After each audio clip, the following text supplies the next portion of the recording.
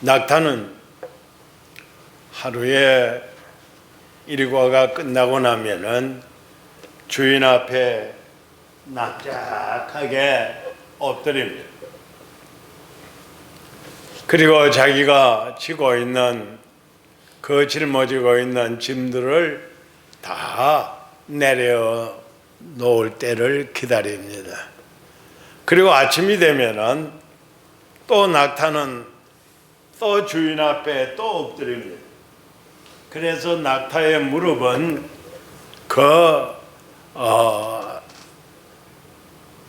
굳은 살이 박혀가지고 만지면은 돌덩이처럼 아프다고 그럽니다. 딱딱하다고 그럽니다. 아침 되면은 엎드리면은 주인이 낙타의 등에다가 그날 지고 갈 만큼 짐을 지어줍니다. 주인은 낙타의 체질을 알고 또 힘을 알기 때문에 꼭 가지고 갈 만큼 적당한 짐을 지어줍니다. 그 이상도 그 이하도 아니고 꼭 적당하게 지어줍니다. 여기 낙타는 여러분과 저고, 여기 주인은 예수님이십니다. 하나님이십니다. 우리 하나님은 우리의 체질을 아십니다. 우리의 체력을 아십니다.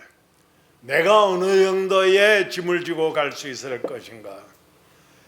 우리의 가정의 짐이 무겁고, 교회의 짐이 무겁고, 직장의 사업의 짐들이 무겁지만은 우리 하나님이 아십니다. 그래서 적당하게 우리에게 주어주시기 때문에 여러분들이 내게 너무 이것이 힘듭니다. 무겁습니다.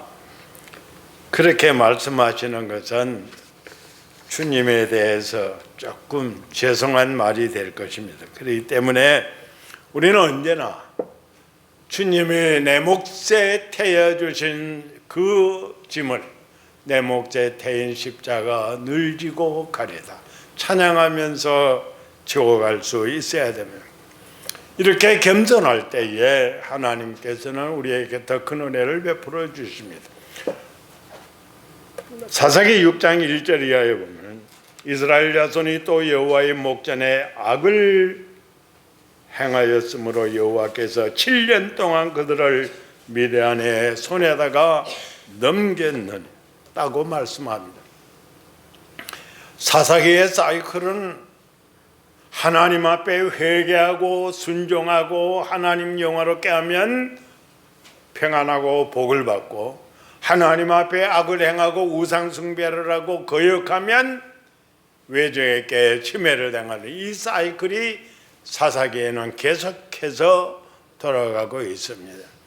그래서 사사기 전편을 통해서 나타나는 것은 하나님의 뜻에 순종하고 하나님 영화롭게 하면은 복되고, 하나님 거역하고 하나님 앞에 역행하면은 징계를 받는, 징벌을 받는, 계속되고 있습니다. 이 사이클을 어길 수가 전혀 없습니다. 이 7년 동안 미디안의 앞자리에서 말할 수 없는 고통을 당합니다.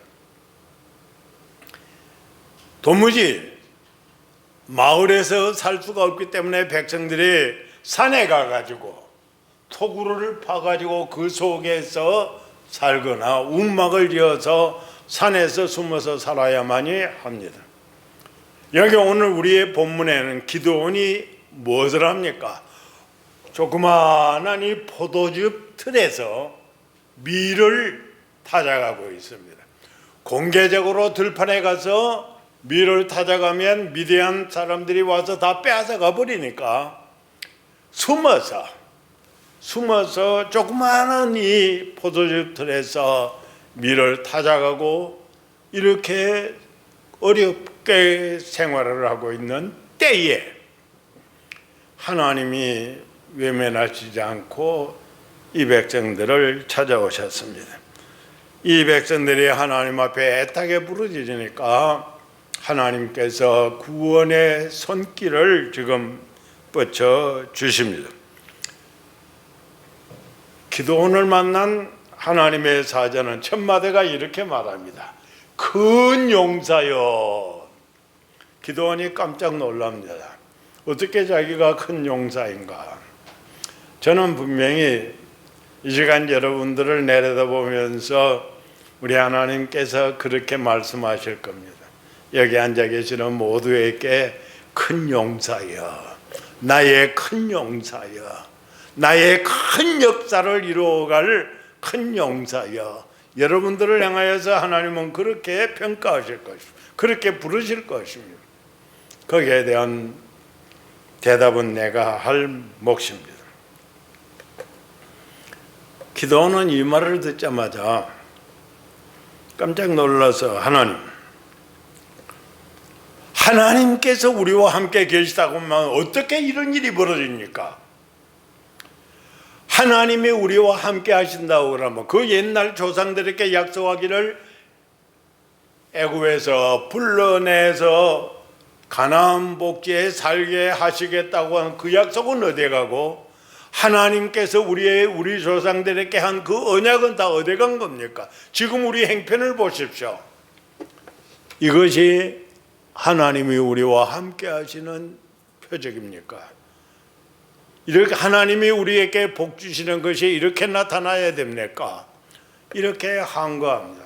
그럴 수밖에 없지 않습니까? 제가 대구에서 사역할 때 너무 어려운 한 가정에 있었습니다.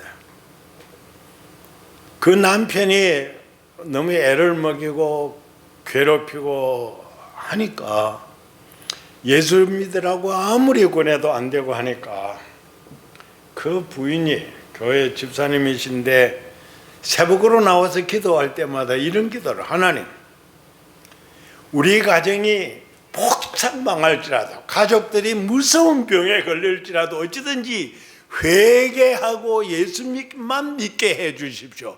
그래서 제가 그 기도를 듣고 못하게 했습니다. 이런 기도하면 안 된다. 하나님 앞에 이런 기도하면 오직 답답했으면, 오직 고통스러웠으면 그런 기도를 할까 하면서도 못하게 했습니다. 그 후 얼마 있지 않아서 아주 너무나도 큰 질병이 그 가정의 주인을 비롯해 가지고 몇 사람에게 다가오는 것을 보면서 전 신방 가서 많이 울었습니다. 하나님, 이 부인의 기도 너무 어렵기 때문에 그렇게 하나님 앞에 호소했는데 하나님 계시다는 게 어디에 있습니까?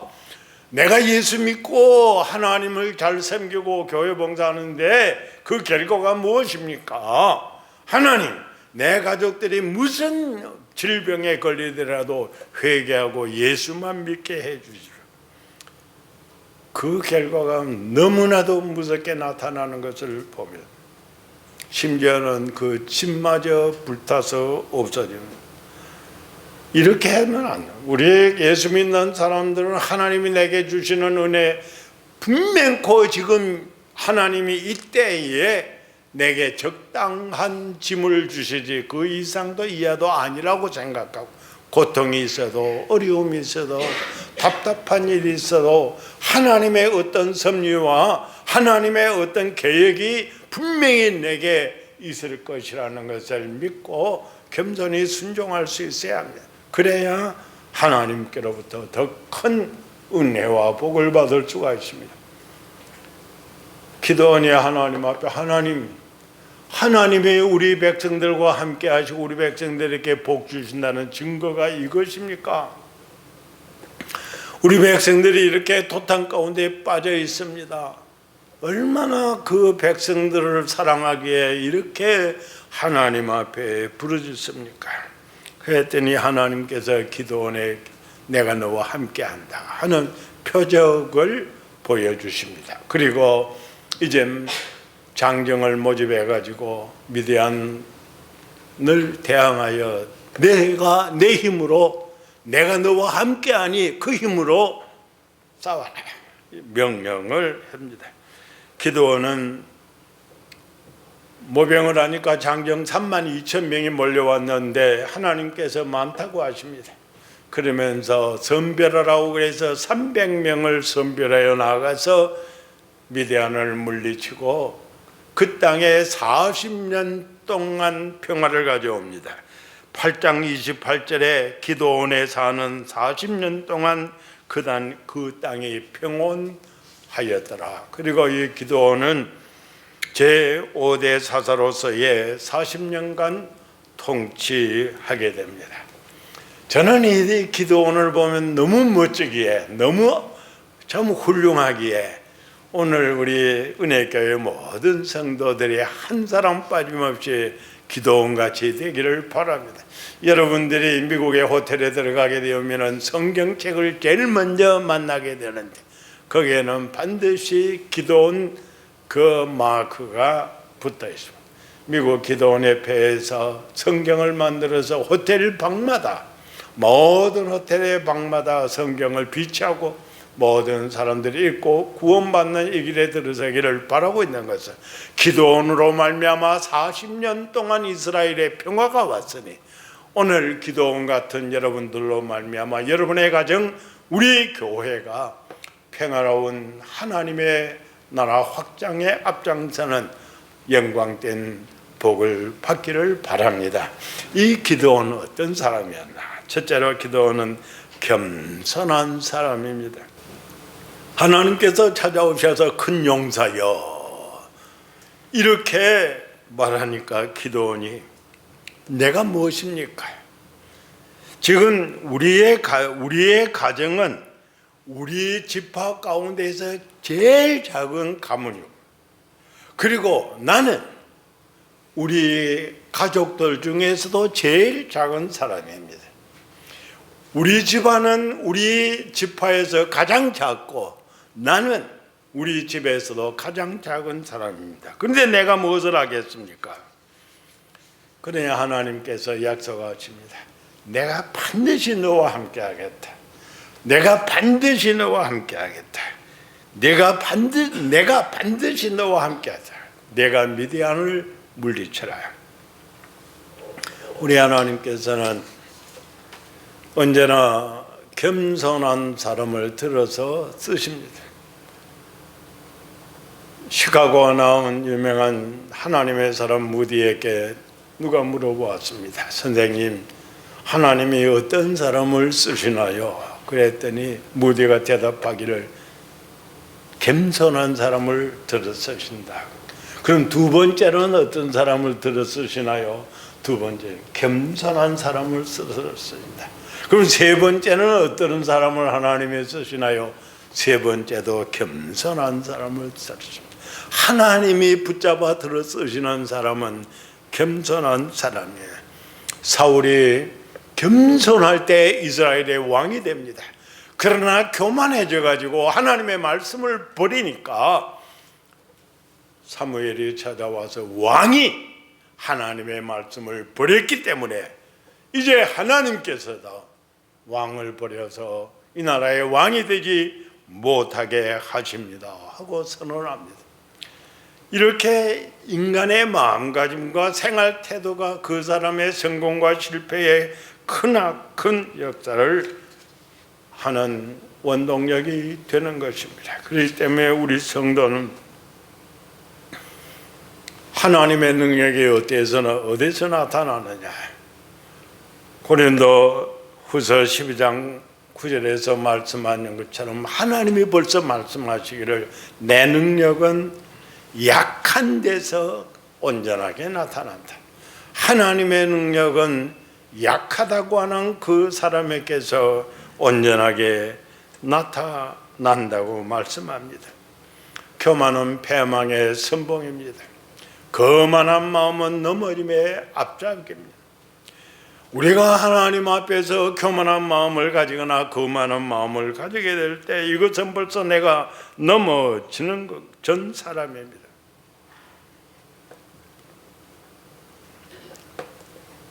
여러분들 현실 생활 속에 인간적으로 생각할 때 실패했다는 것이 찾아올 때가 있을 겁니다. 인간적인 생각을 할 때에 근심과 걱정, 불안과 공포, 낭패와 절망 이런 것들이 우리에게 찾아올 때가 많을 겁니다. 이거 인간적인 생각에서 그럴 때는 하나님께서 나로 하여금 하나님 앞에 납작하게 항목하라고 하는 기회라고 생각을 하면 됩니다. 그럴 때는 내가 하나님을 인격적으로 하나님과 나의 인격적으로 만나는 그런 기회라고 생각을 하면 됩니다. 우리가 어려운 일이 있을 때 이것은 우연한 것이 아닙니다. 하나님의 세계에는 우연이라는 것은 없습니다.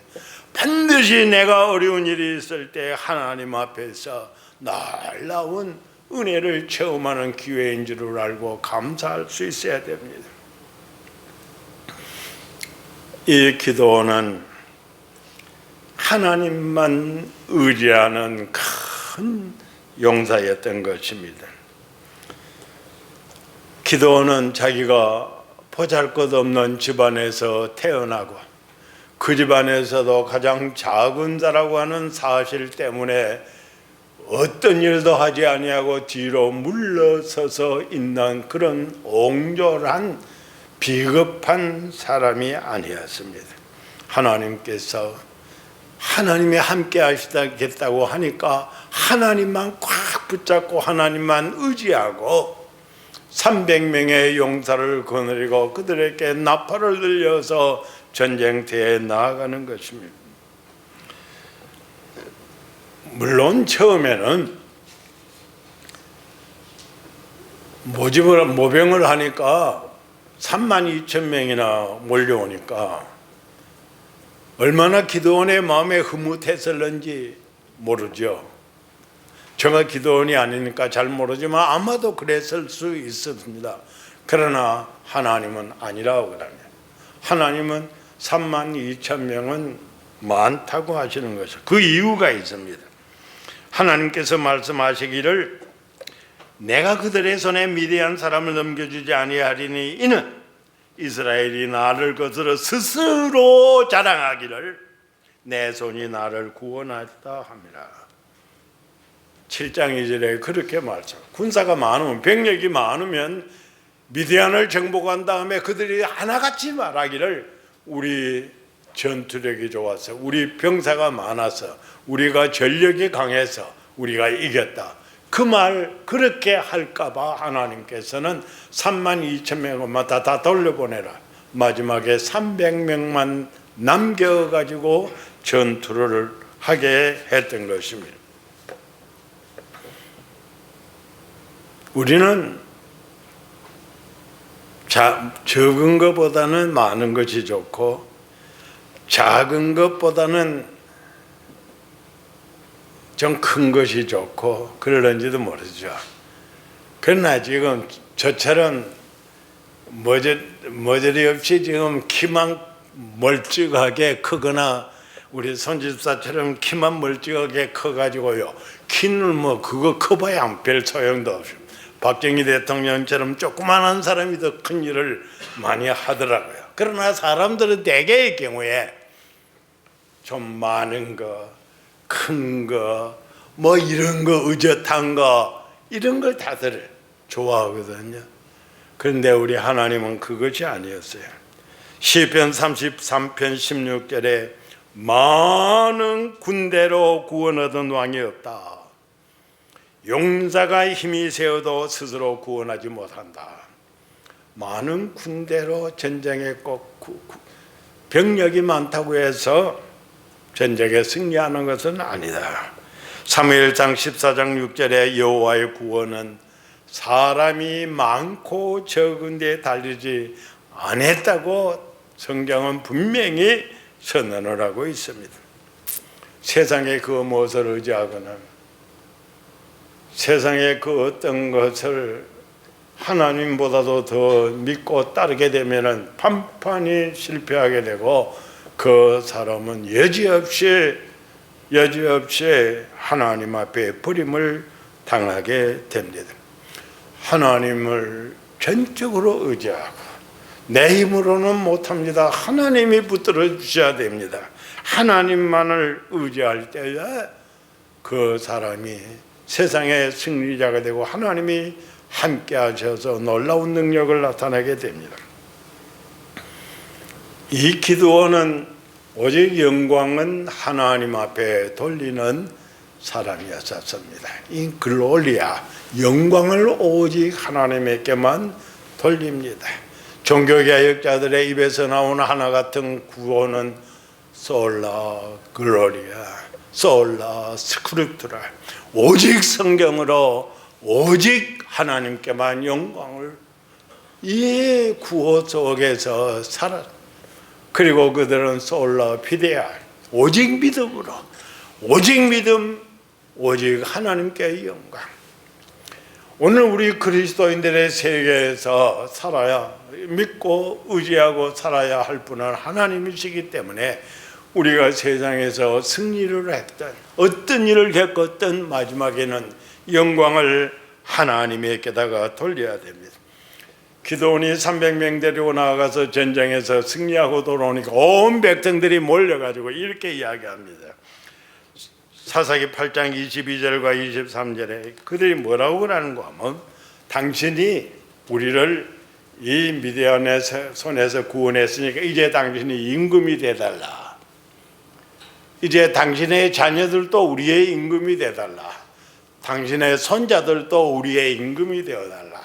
대대손손 우리의 임금이 되어달라고 그렇게 기드온에게 요구합니다. 그때 기드온이 대답하기를, 사사기 8장 23절에 내가 너희들을 다스리지 아니하겠고 나의 아들도 너희를 다스리지 아니할 것이요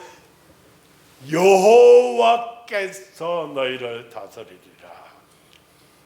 이거 엄청난 이야기입니다. 내가 너희를 다스리지도 아니하고 내 아들들이 너희를 다스리지도 아니하고 오직 여호와께서 너희를 다스리리라. 오직 하나님이 너희를 다스리리라. 목회는 목사가 합니다. 치리는 장로가 합니다. 그러나 아닙니다. 엄밀한 면에서 하나님이 교회를 다스리는 것이지, 하나님께서 나와 나의 가정과 나의 사업과 나의 직장과 모든 것을 하나님이 다스리도록 하나님께 드려야 되는 것입니다. 인간이 하겠다고 날뛸 때, 자기가 하나님의 영광을 가르치려고 할 때에는 판판이 실패를 하게 됩니다. 그렇기 때문에 빌립보서 1장 20절은 우리의 좌우명이 되어야 됩니다. 살든지 죽든지 내 몸에서 그리스도가 존귀하게 되어야 한다. 내가 살든지 죽든지 내 몸에서 예수 그리스도만이 영광을 받으셔야만이 하겠다는 것입니다. 솔라 글로리아, 오직 영광을 하나님께만 돌리는 이 멋진 기드온의 삶이 바로 여러분과 저에게 이루어질 수 있기를 축복합니다. 이 기드온은 어떤? 기드온은 놀라운 인격을 갖춘 사람, 놀라운 훌륭한 인격을 갖춘 그런 용사였었습니다. 요즘 교인 중에는 세 가지 교인이 있다고 어떤 사람이 말했는데 좀 웃기더라고요. 하나는 새빵 교인이 있는데 교회를 꼭 새빵처럼 취급을 하는 사람. 그래가지고 뭐 언제든지 그냥 막 렌트 파기하고 떠나갈 수 있는 그런. 그 다음에 전세빵 교인이 있는데 언제든지 필요하면 전세 빼가지고 가버리는 거예요. 그 다음에 내 집 교인이 있다. 교회를 내 집처럼, 교회를 내 집처럼 사랑하는 그런 교인이 있다고 그래요. 그래서 교회를 위해서, 성도를 위해서 기도하고 애타게 기도하고 교회를 위하여서 뜨겁게 봉사하고 하나님의 교회의 영혼 구원을 위하여서 열심히 전도하고 이 교회를 내 집으로 생각을 하고 살아가게 될 때 우리 교회는 영적으로 건강하게 되어 주는 것입니다. 참 이런 신앙 인품자들이 필요한 것입니다. 종종 오늘 또 그런 일이 있었는지 말입니다. 종종 저희 집에서 저희 아내하고 저하고 의견이 안 맞는 거 하나 있습니다. 뭔가 저희 아내는 교회의 목사는 설교가 첫째다. 저는 아니라고 하고 목사에게 있어서 인품이 첫째다. 저희 아내는 설교가 첫째다. 저는 인품이 첫째다. 이게 잘 안 맞습니다. 그러면 좋은 것은 인품도 좋고 설교도 잘하면 좋겠는데 그게 안 되거든요. 그러니까 사람이 다 갖추어지지를 아니하니까 옛날 우리 어머니가 늘 야야 뭐 꼭 사람을 그냥 뭐 이렇게 저렇게 귀한 사람만 찾으려고 하지 마라. 물 좋고 정자 좋은 데가 어디 있겠느냐. 이거 좋으면 이것도 나쁠 수 있지 않게. 그러나 저는 생각합니다. 설교는 조금 못할지라도 인품이 최고다. 목사는. 여러분 각자 보는 각도에서는 다를 거고 우리 청빙위원들이 보는 목사를 보는 관점은 또 다를 겁니다만 저는 그렇게 생각해요. 왜? 한평생 보아왔기 때문입니다. 이만큼 설교를 해가지고 쌓아놓은 것도 한번 성질을 버려보면 와르르 무너져가지고 바벨탑 무너듯이 싹 무너져버려요. 그렇기 때문에 저는 인품이 목사에게서 인품이 최고다. 여기에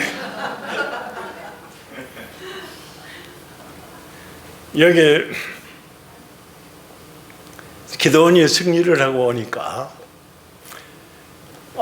백성들 가운데에서 전쟁에 안 나갔던 사람들이 막 몰려와가지고 기드온의 일당 승리의 개가를 부르고 막 파티를 하니까 와가지고 불평을 합니다. 왜 미디안 정복을 하러 나갈 때 왜 우리는 빼놓고 갔느냐. 아이 모병한이라고 나팔을 불고서는 할 때는 그냥 막 뒷구멍이 전부 다 뒤로 숨어가지고 있다가 막상 전쟁을 하고서는 승리를 거둬오니까 이리 와서 불평을 합니다. 아마 우리 성격 같아서는 뒤통수를 때려주면서 왜 그때는 왜 가만 뒤로 물러나더니 이제 와서 그따위 소리냐 하고 그렇게 할 수 있지만 기드온이 어떻게 합니까? 8장 2절과 3절에 참 위대한 말을 합니다. 기드온이 그들에게 말했습니다. 저와 지금 당신들과 비교할 수 있습니까? 에브라임의 끝물 포도가 아비에셀의 만물 포도보다 낫지 않습니까? 하나님께서 미디안 지휘관들인 오렙과 스웹을 당신들이 잡게 해 주셨는데 당신들과 비교해서 제가 무엇을 했단 말입니까? 이 모든 것은 당신들이 한 일이고 승리도 당신들이 하도록 해준 것이죠. 나는 그냥 심부름만 한 것에 불과한 겁니다. 기드온이 이 말을 하니까 그들이 그냥 막 화를 내고 달겨드는 사람들이 싹 화가 누그러지고 서로 화평하게 되어졌다는 것입니다. 너무나도 훌륭한 인격을 갖춘 사람입니다. 교회나 가정에나 너무 똑똑한 사람들 때문에 문제가 심각합니다. 나만 옳고 너는 틀렸다. 이것 때문에 문제가 심각합니다. 왜 내가 하는 일을 내가 방해하느냐. 이것 때문에 문제가 심각합니다. 좀 더 포용할 수 있으면 사람들을 좀 자기의 가슴을 넓혀가지고 사람들을 포용할 수 있으면 문제가 다 사그라지는 것을 포용 못해서 문제가 많이 나타납니다. 모세가 백성들과 함께 회막에 가서 하나님 앞에 예배하고 있는데 그때에 엉뚱한 두 사람이 엘닷이라고 하는 사람하고 메닷이라고 하는 사람은 요즘 말로 말하면 불신자입니다. 자기의 장막 속에서 머물러 있고 오지를 안 했습니다. 그런데 모세와 함께 하나님 앞에 예배하는 사람들이 성령 충만을 받고 예언을 하고 굉장한 역사가 일어났습니다. 그런데 이 엘닷과 메댓이 자기의 텐트 속에서 자기의 장막 속에서 그저 예배도 안 하고 있는데 성령 받았습니다. 이상한 일입니다. 그리고 예언을 합니다. 그러니까 어떤 소년이 쫓아와 가지고 여호수아한테 보고를 합니다. 지금 엘닷과 메다시 지금 장막 속에서 저 하나님 앞 보지도 않고 자기 장막 속에 있는데 예언을 하고 있습니다. 그러니까 여호수아가 깜짝 놀랐어요. 이럴 수가 있느냐. 그래서 모세를 찾아갑니다. 금해 주십시오. 하지 못하게 하십시오. 저럴 수가 있습니까? 회막에 나와서 예배도 안 하는 존재들이 저렇게 해서 되겠습니까? 그때 모세가 뭐라고 한 줄 압니까? 민수기 11장 29절에 내가 나를 두고 쉬게 하느냐? 여호와 하나님께서 그 행을 모든 사람들에게 다 주어서 모두가 다 예언하기를 바란다. 내가 왜 쉬게 하느냐? 저는 모세가 얼마나 가슴이 넓은가요? 얼마나 그 인격이 훌륭한가? 오늘 우린 하나님의 교회에서 사람들이 놀랄 만한 큰 일을 하기 이전에 가슴이 좀 넓은 사람이 되어야 됩니다. 좀 가슴이 넓어서 모든 사람을 안을 수 있는 그런 넓은 가슴의 소유자들이 되어져야 되는 것입니다. 사랑하는 성도요, 내려갈 수 없는 자리까지 내려가면 이제는 올라갈 수밖에 없습니다.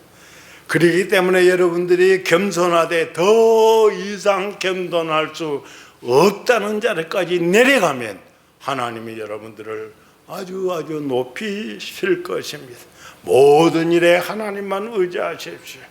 내가 하나님 붙잡고 있는 이끄는 세상에 어떤 폭풍이 몰려와도 하나님 붙잡고 있는 이 손은 놓지 마시기를 바랍니다. 하나님만 의지하시기 바랍니다.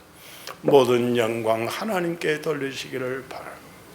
그리고 사람들을 좀 포용할 줄 알아야 돼요. 나와 같지 아니하는 사람은 적이라고, 내 의견에 반대되는 사람은 적이라고 생각하기보다는 그럴 수도 있다는 생각을, 저런 생각을 가질 수도 있다는 생각을 가져야 돼요. 그리고 우리는 참 그 불행한 가운데 조그만한 집안의 작은 사람으로 미디안의 압제를 받으면서 산에 굴을 파고 포도즙 틀에서 밀을 타작하는 이 불우한 생활을 하고 있는 그 기도원을 들어서 쓰시는 하나님, 오늘 이 시대에도 반드시 여러분들을 통해서 하나님이 하실 일이 있다는 것, 내가 세상에 분명코 무슨 일을 하기 위해서 존재한다는 그 사실을 여러분들이 확신하셔야 합니다. 지난 5월 7일 날 네브라스카주에 3살 난 올리비아라고 하는 아이가 DIPG, 무서운 뇌종양의 질병에 죽음의 선고를 받습니다. 이 병에 걸리면 어린이들은 절대로 살아날 수가 없다고 합니다. 이것을 알게 된 부모들이 이 아이가 좀 크면은 디즈니 월드를 구경을 시켜주려고 했는데 이젠 얼마 살지를 모르니까 이 아이를 데리고, 병든 아이를 데리고 디즈니 월드로 갑니다.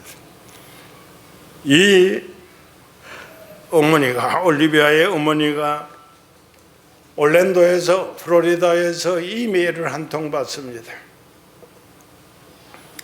뜻밖의 이메일입니다. 낯선 사람에게서 찾아온 이메일입니다. 말하기는 안 됐지만은 딸이 다른 사람의 생명을 살릴 수 있다면은 어떻게 하시겠습니까? 기가 막힌 일입니다. 네브라스카에서 펜실베니아 피츠버그까지 1200마일의 먼 거리, 이건 듣도 보지도 못한 사람들의 세계에서 오고 가는 이야기입니다. 그때 이 딸아이의 엄마가 이런 생각을 합니다. 애타게 기적을 기다리며 기도하는 가족들이 있는 것을 알게 된 이상 어떻게 내가 가만히 있을 수가 있겠느냐. 그 부부의 의견이었습니다. 그래서 올리비아의 엄마는 직접 그 2살짜리 병으로 죽어가고 있는 남자아이의 어머니에게다가 연락을 합니다. 그 아이는 간을 이식받지 아니하면은 곧 죽습니다. 그러나 그 아이에게 간을 줄 사람이 어디에 있습니까? 그리고 또 막상 줄 아이가 있다 할지라도 그가 죽어야 되는데 그것을 어떻게 맞출 수 있습니까? 그때 이 딸의 엄마가 롤레사가 이렇게 말합니다. 하나님께서 기회를 주신다면, 하나님께서 모든 것을 맞추어 주신다면 우리 딸아이의 간을 당신의 아들에게 기증하겠습니다. 약속을 합니다. 이제 이 2살짜리 루카소는 네브라스카로 날아옵니다. 그리고 이 3살짜리 그 귀엽고 귀여운 올리비아가 죽음을 기다리면서 입원해 있는 병원에 같이 입원을 합니다. 지난날 30일 날 올리비아는 숨을 거두었습니다. 올리비아의 부모는 딸의 건강한 다른 장기들을, 어린 생명들을 살리는데 기증을 합니다. 2살짜리 남자의 루카스에게는 간을 주고 짧은 창자 증후군을 앓던 4살짜리 안젤로에게는 창자를 주고 다른 2 어린이에게는 심장과 각막을 각각 기증합니다. 이 올리비아는 세상에 와서 3년밖에 살지를 않았지만 그러나 그가 죽어갈 때 4아이들의 생명을 살리는데 자기의 몸을 찢어줍니다. 이 4아이들은 지금 병원에서 회복 중에 있습니다. 딸의 죽음과 장기 기증을 지켜본 올리비아의 엄마가 이런 말을 합니다. 올리비아가 세상에 온 데는 이유가 있었습니다. 저는 이게 바로 그 이유라고 믿습니다. 올리비아는 정말 많은 사람들에게 영감을 주고 떠났습니다. 지금도 너무 보고 싶은 내 딸이지만 세상에 다른 사람의 생명을 살리기 위하여서 장기를 주는 천사, 내 딸 올리비아 너무너무 보고 싶다고요. 사랑하는 성도여, 분명코 여러분과 저는 이 세상에 태어난 목적이 있습니다. 여러분과 저가 이 땅에 지금 이 시간 살아있는데 대한 분명한 뜻이 하나님에게는 있습니다. 그것을 내가 깨달아야 한다는 거예요. 우리 하나님께서 여러분들을 이 교회의 의자에 앉아서 예배하는데 하나님의 목적과 뜻이 있습니다. 우리는 그냥 있는 것이 아닙니다. 하나님께서 나를 통하여 하나님의 원대한 계획을 이루어 가시려고 하는 거예요. 하나님의 나라를 이 땅에 이루려고 하는 것입니다. 땅끝까지 복음을 전하려고 하는 하나님의 거룩한 뜻이 있는 것입니다. 여러분들은 어떻게 하시겠습니까? 이 시간 여러분들의 마음을 한번 정하시기를 바랍니다. 내가 목사로서 세상에 존재하는 것이 무슨 목적이며, 내가 장로, 권사, 집사로서 교회에 이 자리에 있는 것이 분명코 하나님의 어떤 뜻이 있을 텐데 내가 어떻게 살아야만 할 것인가? 이것은 여러분들 각자의 몫입니다. 여러분 각자가 결정할 문제입니다. 하나님과 여러분과 1대1의 관계로서의 결정할 문제입니다. 그 다음에 하나님의 은혜가 여러분들에게 임할 것이고 하나님의 능력이 하늘로부터 임하게 될 것입니다. 여러분 심령을 열고 이 시간 기도하시기를 바랍니다. 하나님이 나를 왜 세상에 살려두셨나? 앞으로 나는 어떻게 살아야 할 것인가? 가정을 위해서, 교회를 위해서 나의 남은 생명의 시간을 어떻게 사는 것이 하나님 앞에 영광될 것인가? 이 시간 한번 작정을 하시기를 바랍니다. 결심을 하시기를 바랍니다. 그래서 여러분들의 앞날의 생애가 복되기를 바랍니다.